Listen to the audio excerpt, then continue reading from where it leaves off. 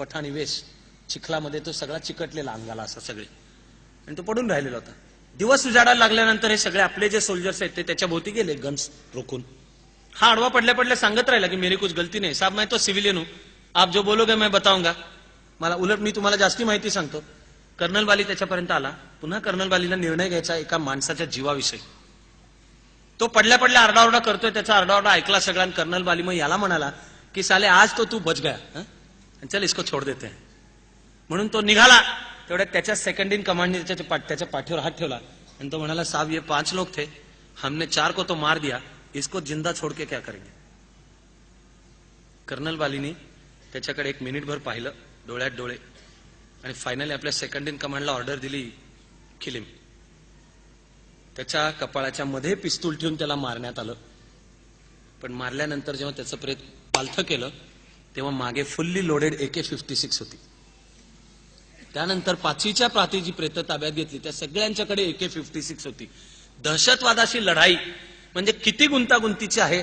आणि इथे पुण्या मुंबईमध्ये एअर कंडिशन खोल्यांमध्ये बसून ज्यांना दहशतवाद्यांच्या ह्युमन राईट्सची काळजी असते, ज्यांना फाशी जाणारा धनंजय चॅटर्जी म्हणजे कोणतरी संत पुरुष लागून गेला असं वाटत असतं, त्या मीडियाला हे शिकवलं पाहिजे. ते असो हे जे स्वयंघोषित काही इंटलेक्च्युअल्स आहेत.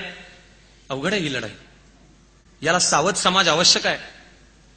हा कमांडिंग ऑफिसर होता कर्नल बाली, चंडीगडच्या जवळ राहणारा, आणि युद्ध सुरू झालं त्यावेळेला रजेवर होता.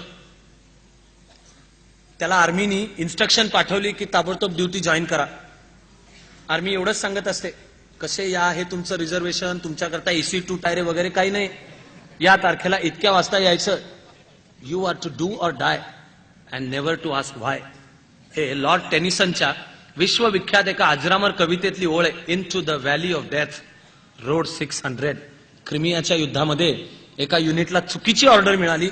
600 जण, त्यांना माहित होतं ऑर्डर चुकीची आहे, but they followed it. Lord टेनिसननी ती अजरामर कविता करून त्यातली ही ओळ आहे, you are not to ask why, you are but to do or die. तसा हा कर्नल बाली अंगावर पूर्ण युनिफॉर्म घालून चंदीगडच्या रेल्वे स्टेशनवर आला आणि त्यांनी स्टेशन मॅनेजरला विचारलं की मला असं असं आहे, मी ड्युटीवर चाललोय, हे माझे इन्स्ट्रक्शन, मेरे लिए 1 सीट का इंतजाम करो. असं म्हणल्यावर तो स्टेशन मॅनेजर म्हणाला की साहब क्यों नहीं, हो सकता है 1 सीट का इंतजाम, लेकिन पहले हमारे चाय पानी का बंदोबस्त करो. कर्नल बालीने हे ऐकलं आणि तो त्या स्टेशन मॅनेजरला म्हणाला, अभी तेरे चाय पानी का इंतजाम कर देते. म्हणून त्यांनी खारखन थोबाडीत मारली त्याच्या. मला अर्थात आनंद वाटलाच, पण अशी थोबाडीत प्रत्येक जण नाही मारू शकत. भुसावळच्या जवळच्या गावात लान्स नाईक बाबूसिंग राजपूत राहत होता. त्याला पण आर्मीचं वॉरंट आलं, तो पण निघाला. घरात फक्त वृद्ध आईवडील, त्यातले वडील आजारी, म्हणून त्याने आईवडिलांना टेम्पो ट्रॅक्समध्ये भरलं. त्याचा प्लॅन भुसावळमधल्या हॉस्पिटलमध्ये आईवडिलांना रवाना करायचं आणि मग भुसावळमध्ये जी ट्रेन मिळेल पुढची ती घेऊन ड्युटी जॉईन करायला जायचं.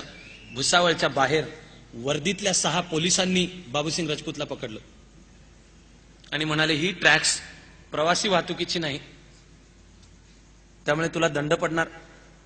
बाबूसिंग राजपूत सांगत राहिले, ठीक आहे ना, दंड तर दंड, जो दंड, पण हे माझं वॉरंट, मी ड्युटीवर चाललोय सीमेवर लढण्यासाठी म्हणून, ह्यांना नुसता दंड नको होता. 6 पोलीस त्याला म्हणाले, पैसे टाक. बाबूसिंग राजपूत चिडला आणि त्यांनी त्यातल्या एका पोलिसाची गचांडी पकडली. वर्दीतल्या आणि ड्युटीवर असलेल्या पोलीसची गचांडी पकडली म्हणजे इंडियन पिनल कोड सेक्शन 353 खाली हा अपराध झाला, ऑब्स्ट्रक्टिंग गव्हर्नमेंट वर्क. आणि गव्हर्नमेंट वर्क काय, ड्युटीवर चाललेल्या जवानाकडनं पैसे खाणे. म्हणून बाबूसिंग राजपूतला अरेस्ट झाली. ती रात्र बाबूसिंग राजपूतनी पोलीस कस्टडीत काढली. दुसऱ्या दिवशी त्याला मॅजिस्ट्रेट समोर हजर करण्यात आलं. मॅजिस्ट्रेट शहाणा असला पाहिजे. मॅजिस्ट्रेटने बाबूसिंग राजपूतला सोडून दिलं. बाबूसिंग राजपूत घरी गेला आणि विष घेऊन त्याने आत्महत्या केली. पाकिस्तानच्या गोळ्यांचा जो बेदरकारपणे सामना करू शकत होता, ज्याचा पराभव पाकिस्तान करू शकत नाही, त्याचा पराभव आमच्याच देशातला भ्रष्टाचार करू शकतो. गाईसालला त्याच वर्षी एक ऍक्सिडेंट झाला. ऍक्सिडेंटमध्ये 550 जण मेली. 550तली 450हून जास्ती जण ईशान्य भारतामध्ये ड्युटीवर चाललेले भारतीय जवान होते. एकाच रुळांच्या वर समोरासमोरून आलेल्या 2 फास्ट ट्रेन्स आल्या आणि टक्कर झाली. कशा आल्या, दिल्लीकडून आसाममध्ये जाणारी जी ट्रेन अप ट्रॅकवरनं जायला पाहिजे होती ती डाऊन ट्रॅकवरनं आली. त्याच वेळेला डाऊन ट्रॅकवरनं दुसरी ट्रेन होती. ज्या स्पॉटला गाईसाला ऍक्सिडेंट झाला त्याच्या 3 स्टेशन्स अलीकडे 90 किलोमीटर अंतर ही चुकीची ट्रेन क्रॉस करत आली आहे. तिथे जो एक लाईन्समन होता ज्यांनी फक्त खटका ओढून ट्रॅक बदलायचा होता तो लाईन्समन दारू पिऊन पळून गेलेला होता. त्यामुळे ती ट्रेन अप ट्रॅकवरनच येत डाऊन ट्रॅकवरनच येत राहिली. 3 स्टेशनवर त्यांना ग्रीन सिग्नल मिळाला. तो मिळाल्याने झोपेत दिला का? दारू प्यालेला होता का तो? का ज्यांनी सिग्नल द्यायला पाहिजे तो पळून गेलेला, जा रे तू दाखव रे, कुठली तरी ट्रेन असते तुझा तू सिग्नल दाखव रे. कर्तव्य चुकवणारं राष्ट्र ज्याची ख्याती हजारो वर्षांच्या वैभवामध्ये जर असेल की ही माणसं दिलेला शब्द पाळणारी आहेत, आपलं काम करणारी आहेत. ऍक्सिडेंट 450 भारतीय जवान मेले. आता मी तुम्हाला सांगतो की कारगिलमध्ये भारतीय जवान किती मेले. ती संख्या 364. 1.5 महिना जी लढाई चालली त्या लढाईमध्ये मेले 364. एक दिवस ड्युटीवरनं लाईन्समन पळून गेला आणि तिघांनी चुकीचा सिग्नल दाखवला. अपघातामध्ये मेलेले भारतीय जवान आहेत 450. आपला जास्ती मोठा शत्रू पाकिस्तान नाहीये, चीन नाहीये. आज आम्ही आमचे जास्ती मोठे शत्रू होऊन बसलेलो आहोत आणि युद्धाच्या कहाण्या ऐकायच्या आणि पराक्रमाचे विचार करायचे. याचा अर्थ सगळ्यांनीच लष्करात गेलं पाहिजे असं नाही. आपण जगतो हा क्षण लढाईचा क्षण आहे. आम्ही चाणक्य मंडलमध्ये त्याचं एक सोपं उत्तर शोधलंय. सगळ्यांनी आर्मीत जायचंय काय? नाही जायचंय. पण सगळे करू शकतात असं काय आहे?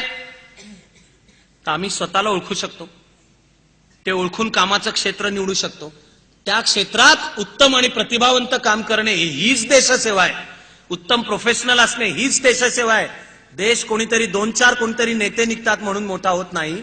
करोडोच्या संख्येने सामान्य माणसं सामाजिक एकात्मतेसहित एकत्र काम करतात तेव्हा नव्या सुवर्णयुगाची स्वप्न पडतात. नव्या सुवर्णयुगाची स्वप्न आम्हीही पाहतो.